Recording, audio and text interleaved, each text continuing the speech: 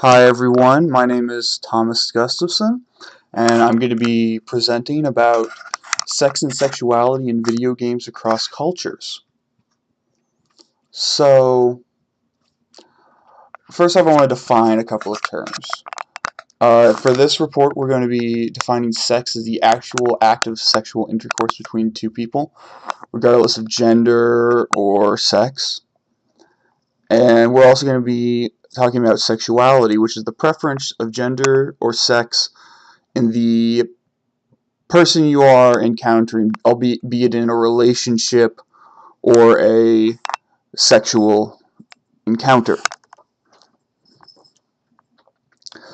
So the main finding I found is predicated on three waves of awkwardness as discussed by Harvey Annan et al. First, we have outrages and controversies. And in this stage, games are very much the embodiment of a raunchy teenager who is completely driven by lust and their newfound experiences of going through puberty.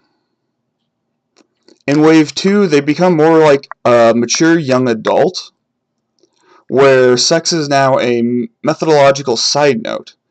It's not the main focus, but you can engage in it. It's not considered weird anymore. You're more comfortable with your body.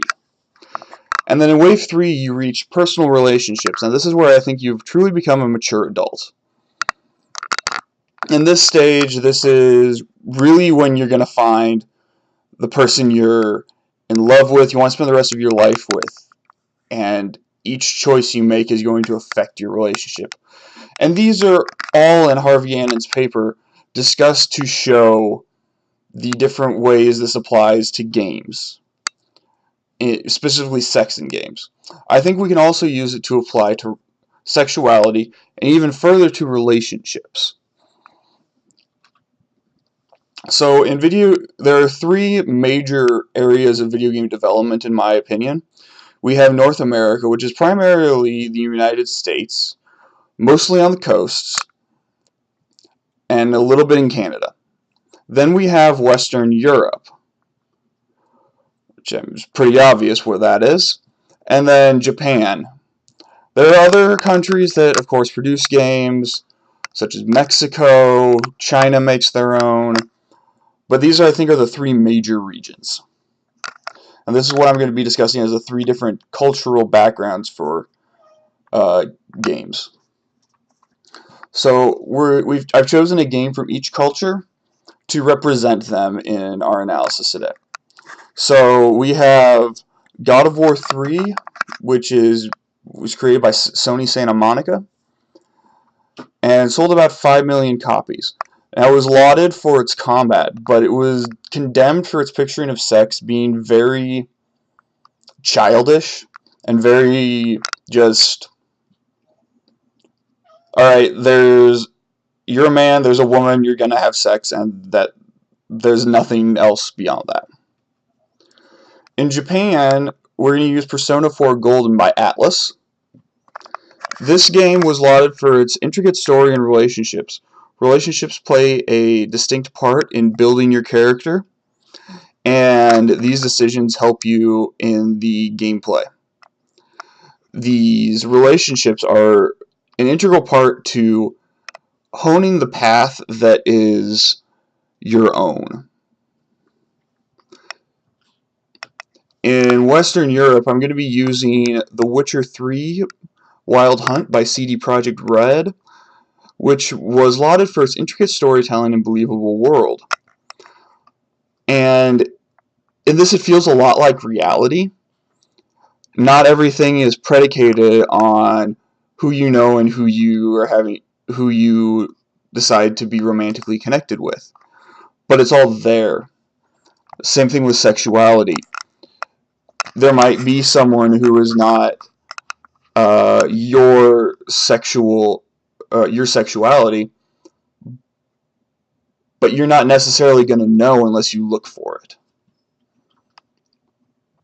So, In the terms of sex, I feel like each game would fit into a different wave that we discussed earlier.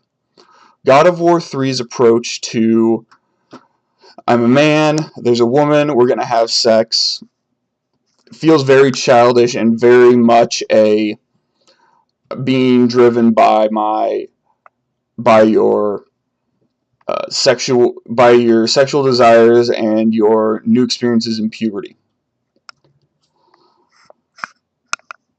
Not to mention, just there's a ridiculous amount of nudity, which I think doesn't help its case.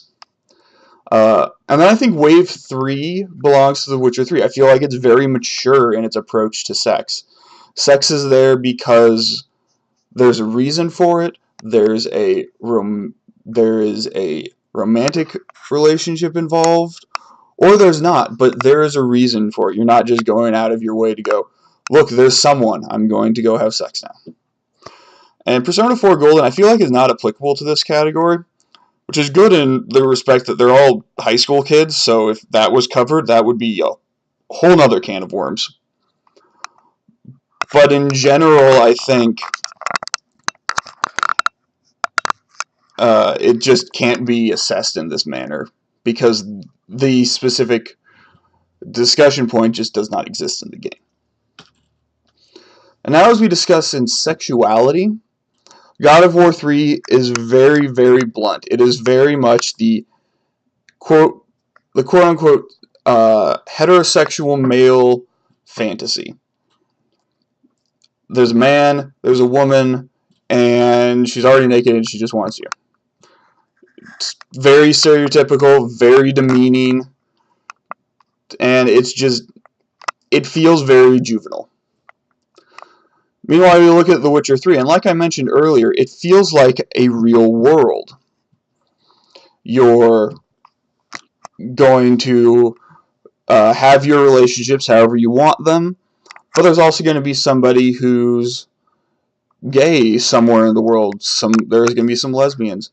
And like in reality, you're not always going to know that they are unless you specifically look for it or ask. So it just feels like a very believable world. Meanwhile, I feel like Persona 4 Golden really takes sexuality to the highest level, where the characters have to wrestle with themselves about the stereotypes that they grew up with believing they had to fulfill.